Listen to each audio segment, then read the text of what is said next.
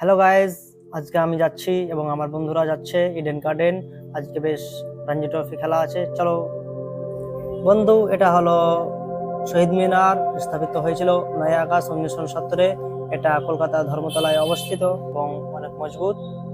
এটা দেখতে খুব ভালো লাগছিল এবং এর চারিপাশে কিছু ফুলের গাছ লাগানো রয়েছিল। অবশেষে আমরা এটা পেরিয়ে রোড ক্রস করবো ধর্মতলার। এবং তোমরা তো জানোই কলকাতায় অনেক ভিড়, আর তাই রোড ক্রস করতে অনেক সতর্ক হয়। এখানে পুলিশও দাঁড়িয়ে আছে, বাই চান্স ধরে নেয় তো ফাইন করে দিবে। অবশেষে আমরা সিগন্যাল না পেয়ে একটু দাঁড়ালাম, দাঁড়িয়ে এই রোডটা ক্রস করব।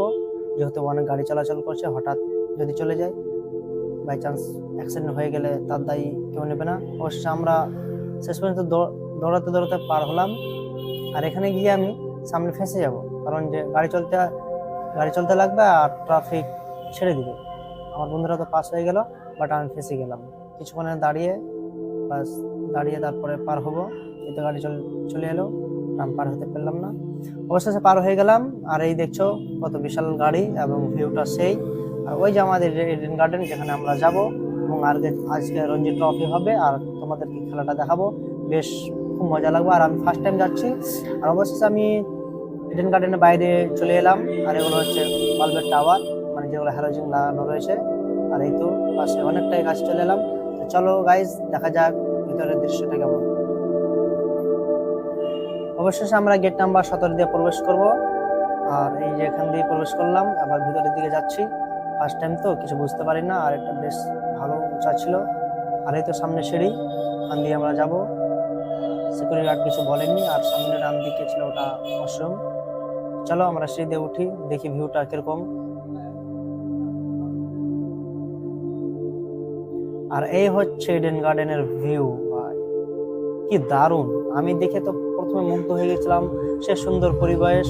আর এগুলো যেগুলো বেশ স্পেশাল গেস্ট থাকে বা যারা টিকিট নেয়, তারা এগুলোতে থাকে। আর আর সামনে ডান দিকে ওটাতে ধনীরা থাকে। আর ওটা একটা স্টেডিয়াম, যেগুলো বেশ ঘুরে আসে। আর খেলা এখনো শুরু হয়নি, তবে কিছুক্ষণ পরেই খেলা শুরু হয়ে যাবে। আর ওটা হলো বোর্ড, যেটা সবকিছু দেখাই।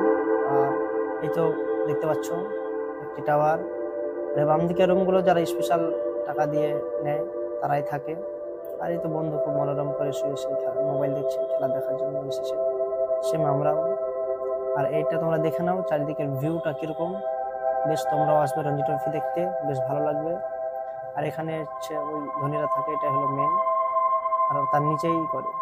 অবশেষে ক্যামেরাম্যানগুলি ক্যামেরা রেখে চলে গেছে। আর এই তো একজন আপু। আর অবশেষে পিলার এসে পড়লো, তারা এখন খেলা শুরু করবে। আর আপনারা দেখবেন সেই খেলা রঞ্জি ট্রফি খেলা বেঙ্গল এবং বিহারের হবে, সেটা আমি বলতে আমাদের ভুলে গেছি গাইজ। আর এই তো ক্যামেরাম্যান এখন একটু পরেই ফোকাস করবে প্লেয়ারের দিকে। তো চলো দেখি ক্যামেরাম্যান কিরকম ফোকাস করে আর আমি কিরকম ফোকাস করি। অবশেষে তারা খেলা শুরু করতে লাগলো।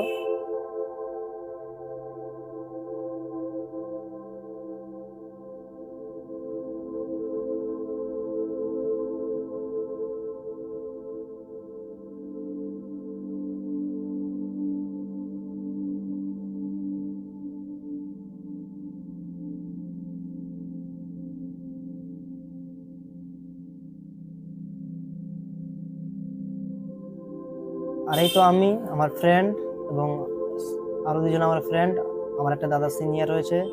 আর এই যে তোমরা দেখো খেলাটা শুরু হয়ে গেছে অলরেডি। এই তো আমার ফ্রেন্ড, দুষ্ট ফ্রেন্ড।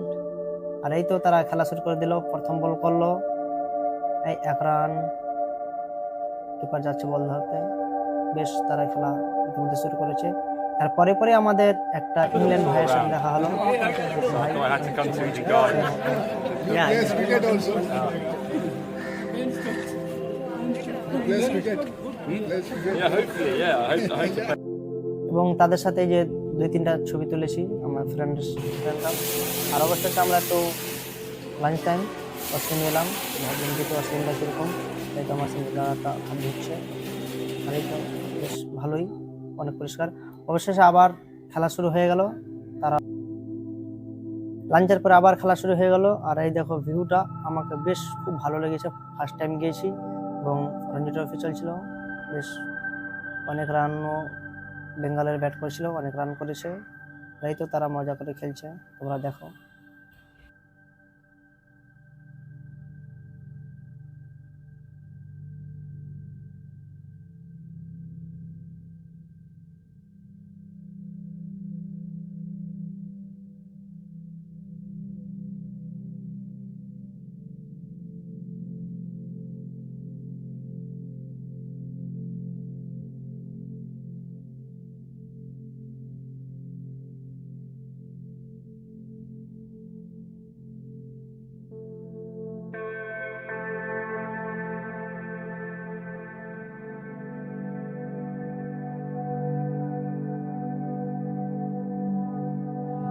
গাইস চলো তাহলে এবার বাইরে বেরিয়ে যাই।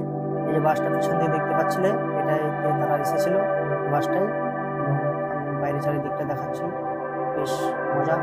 আর এই তো সেই হাই লেভেল করে বানানো রয়েছে একটা, ওটা হলো হ্যালোজেনের টাওয়ার। আচ্ছা